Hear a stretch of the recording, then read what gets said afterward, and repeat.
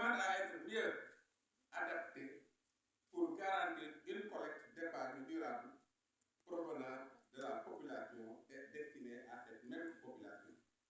Il est aussi nécessaire de souligner qu'au niveau macroéconomique, l'État déploie tous les moyens pour assurer la stabilité financière qui constitue une priorité essentielle et une exigence de premier plan pour bien maîtriser l'inflation et par ricochet encadrer cette mobilisation de l'épargne. C'est pourquoi je lance un appel à tous les acteurs et actrices des institutions financières, populations dans toutes ses composantes, à œuvrer pour le renforcement des conditions mobilisatrices de l'épargne. Pour ma part, mon département ne ménagera aucun effort pour accompagner toute initiative allant dans le sens de la promotion et du développement de l'épargne, comme vous pouvez le témoigner avec la première journée mondiale de l'épargne qui a été organisée cette année, aussitôt après l'avènement du régime du président Diomaye. Mesdames et messieurs, les thèmes abordés lors de ce forum, définis dans l'agenda de transformation Vision 2050, cette nouvelle approche reflète la volonté des autorités de s'appuyer sur la mobilisation des ressources internes pour financer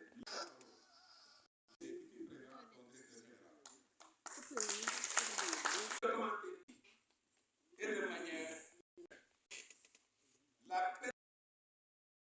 visiter les stands, amener le monde à se regrouper quelque part. C'est le monde, c'est qui? C'est le grand public, c'est les élèves, c'est les jeunes, c'est la banque, c'est les microcrédits, c'est les institutions financières.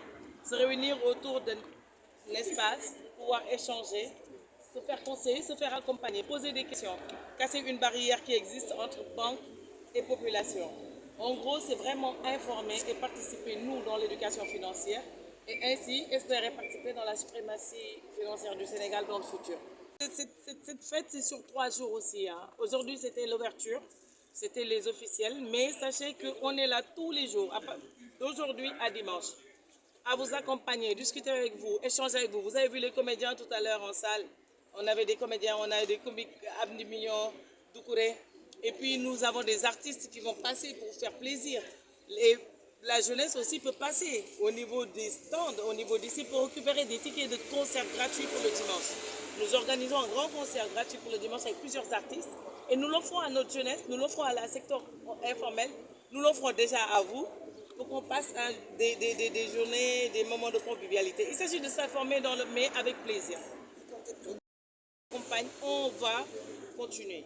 Ça n'a pas été facile du tout, je peux vous le dire. Ça a été même infernal. On s'est battu jusqu'à arriver là. À nous ceux-là, moi et mon équipe.